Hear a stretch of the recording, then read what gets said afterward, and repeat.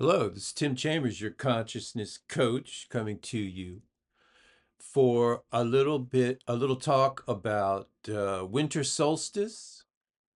So we have during this season, of course, in the northern hemisphere, we have winter, right? And we just had the winter solstice recently, and it's very apropos for this time of year to want to bring some light into our lives. Hence the Festival of Lights, or lighting the Hanukkah candles, or Christmas lights, if you will. Also, wanting to bring into the house, the hearth, the fireplace, right? As well as bringing the tree. Got my little Christmas tree right here. Pine tree, of course, this is not actual pine, but the idea of bringing a live tree into the home, something that is green all year around, hence the term evergreen, like a pine tree. And all of the different kind of customs that come out of this about staying warm inside, cheery, et cetera, et cetera. But all of this, all of these kind of cultural acclamations come to us from the creativity of just being human, but there is a science behind it from nature, of course. So hence we have, like, the hibernation of bears, for example.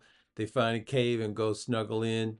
They're very dormant. They're not active, excuse me, for several weeks, and have their own way of storing up food by just eating a lot before they go and hibernate. And they basically kind of like slow their metabolism down and live off their body fat for several weeks, which is really interesting. And then, on the more cosmic sense, you have uh, um, the concept, or the scientific fact, if you will, of the return of the light, the longest day being the winter solstice. And so then, of course, it's all based on how the sun moves and how the earth moves around the sun and all that kind of stuff, astronomical physics.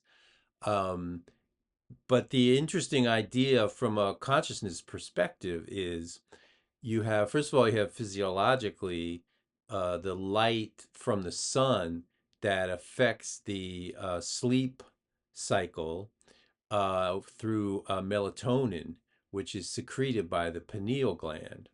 And so when you have lack of light, it also affects your wake and sleep cycles, your circadian rhythms. So the lack of light makes us want to hibernate, stay in bed with a nice cup of tea, as someone told me recently. So that's very interesting. And the idea also, from a metaphysical standpoint, would be from, uh, for example, from Chinese medicine. You have the concept of yin and yang, right? It's like the circle, then that little S thing inside.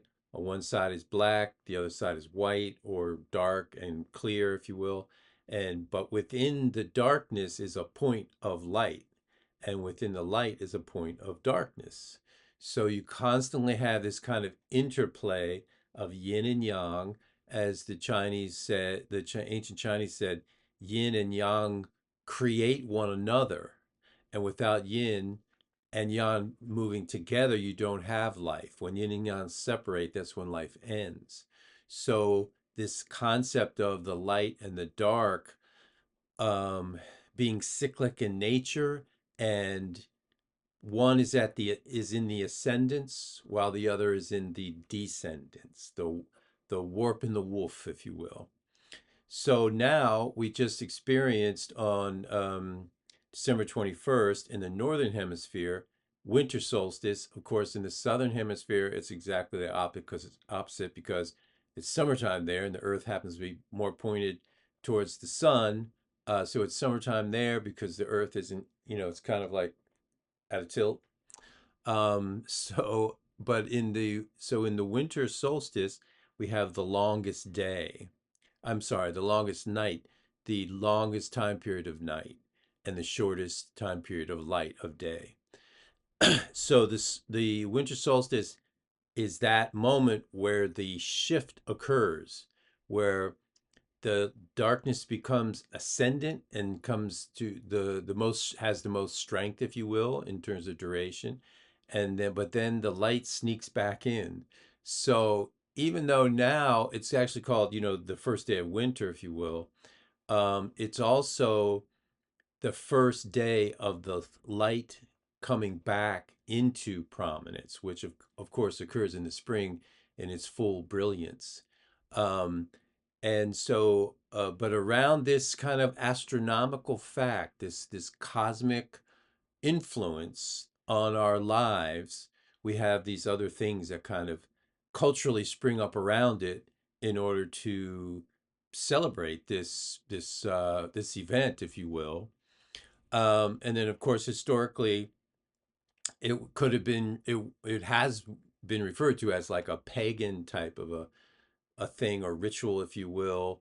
How peoples who were around before Christianity celebrated the return of the light or the festival of the lights, and other religions too, like I mentioned earlier, Hanukkah, for example. And so this kind of like cultural manifestation and then an overlay of it with a religious type of a manifestation is actually all just a way to respond to a very cosmic event, which we all are strongly affected by and actually have our lives tethered to, whether we want to know, whether we believe it or not, or experience it that way or not. So I really feel like the the return of the light in the solstice moment is actually the beginning of the new year, if you will, because that's when the light comes back, and that's when the time starts again after the rise, the ascendancy of the dark has now the light has kind of shifted and come back into play. This is Tim Chambers, your consciousness coach. You can find me at multilevelliving.com.